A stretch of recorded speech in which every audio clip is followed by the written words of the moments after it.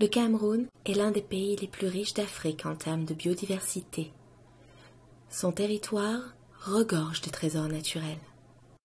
Au centre, au sud et à l'est du pays se déploie une partie de la forêt du bassin du Congo, le plus important massif tropical du monde après la forêt amazonienne. Dans cet espace naturel unique, le Cameroun possède une faune et une flore parmi les plus diversifiées d'Afrique subsaharienne. En 2010, on estimait que les forêts du bassin du Congo absorbaient en moyenne 500 millions de tonnes de dioxyde de carbone par an. La protection de cette forêt est plus que jamais vitale pour la régulation climatique et pour l'équilibre des populations qui y vivent. Selon l'UNESCO, le taux de déforestation de la forêt du bassin du Congo serait significativement inférieur à celui de l'Indonésie et du Brésil. La déforestation touche toutefois des zones bien précises de cette forêt tropicale. En 2010, l'Observatoire des forêts publiait un rapport indiquant que le taux annuel de déforestation au Cameroun était parmi les plus élevés d'Afrique centrale. Les causes de cette déforestation sont multiples. Pour les comprendre, il faut faire un saut en arrière. Entre 1960 et 1978, l'économie camerounaise repose essentiellement sur l'agriculture, avec l'exploitation du cacao et du café. En 1986, les prix de ces principales ressources agricoles s'effondrent et le dollar se déprécie fortement. Le Cameroun se tourne alors vers l'exploitation forestière pour remettre à flot son économie. Après la crise des années 80, le taux de déforestation dans les forêts du Cameroun a beaucoup augmenté. Entre 1987 et 1995, dans la zone périurbaine de Yaoundé, les superficies agricoles ont ainsi doublé.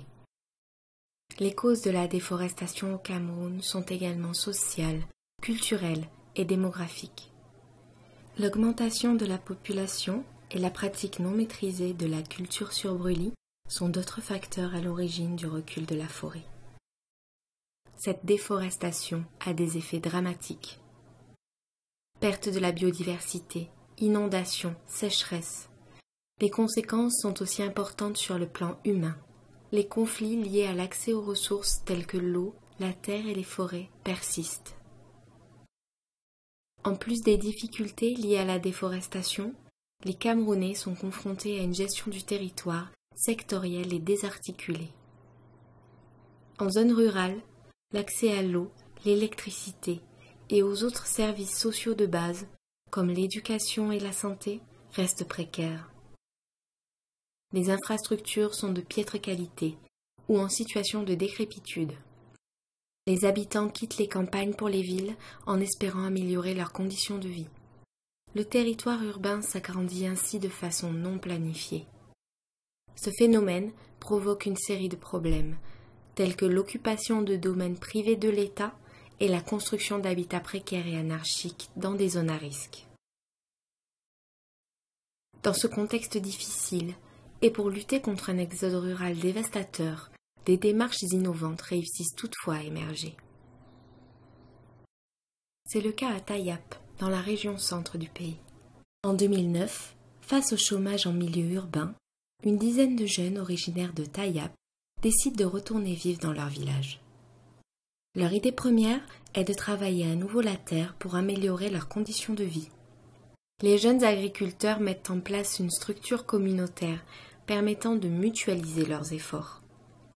C'est ainsi qu'en 2010 naît Agripo, le groupe d'initiative commune des agriculteurs professionnels du Cameroun. Les actions du groupe se concentrent très vite sur des solutions pour pallier le manque d'infrastructures de base, comme l'accès à la scolarité et à l'eau potable. À Tayap, le groupe d'agriculteurs est également confronté à la disparition et à la raréfaction des terres arables.